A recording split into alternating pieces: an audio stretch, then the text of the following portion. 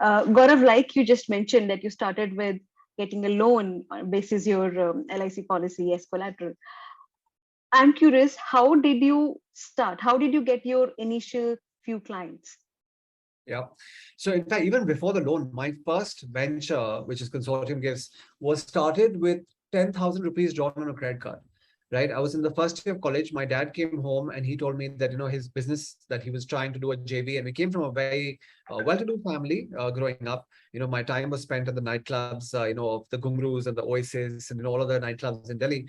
So I had access to a lot of stuff. We traveled the world and all of that. But one day in the first year of college, he comes home and he says that we're broke and we have no money left. And I said, when you say no money, how much money do we have left? And he says, all the money I have left is the money in my wallet. So I said, wow, what do you want me to do? He's like, I don't know. I think you'll figure something out. So interestingly, I had a Sanar credit card, the school that I went to, the boarding school that I'd gone to, they'd given us credit cards, and I withdrew 10,000 rupees from a credit card. And that's how I started my first company.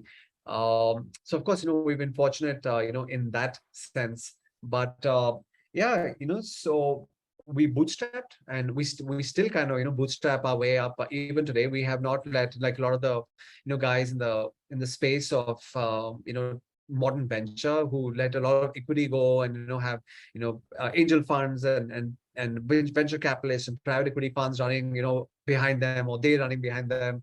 We haven't let any equity go. It's still a completely family held company between my wife and myself, and we haven't done that.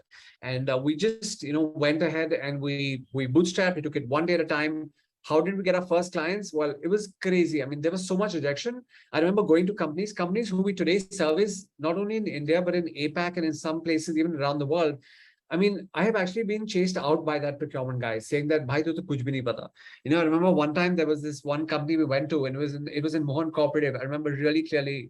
Even today, it's an account that we have today at Consortium. I'm not going to name the company because it's an account we now service. Of course, that gentleman is no longer there. But it was New Year's time, and diaries are being asked for. And he asked me, and he's looking at the diary, and I was obviously not 100% certain about what I was really selling. And he says, "Iska grammage kitna hoga paper ka? 300 gram."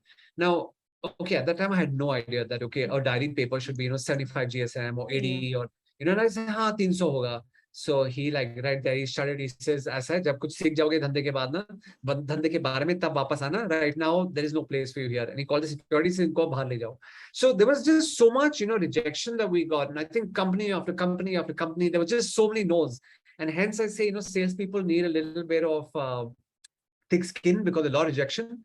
And when you're starting out, yes, there will be rejection, but you always have to keep going back to the fact that I need to do this for a reason, like for a purpose. Of course, for that time, people say, "Oh, what was your aspiration?" I said, "Kaun si aspiration?" It was desperation, right? Because the point is that if at that time I didn't, sell, it would have been a very embarrassing situation, for the family. I mean, we were defaulted on a lot of things, and hence, and Damon John from Shark Tank, he says this as well. He says it's either aspiration or desperation. I mean, sometimes it's about, okay, I aspire to become, the biggest in the world or the biggest in my industry or whatever. So that's aspiration.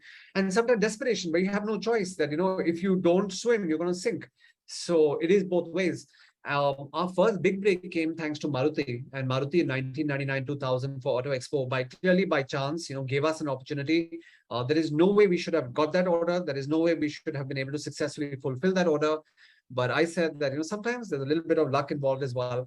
And, things just played out well. And yeah, from there on, we knew that, okay, this is the one we need to be doing. So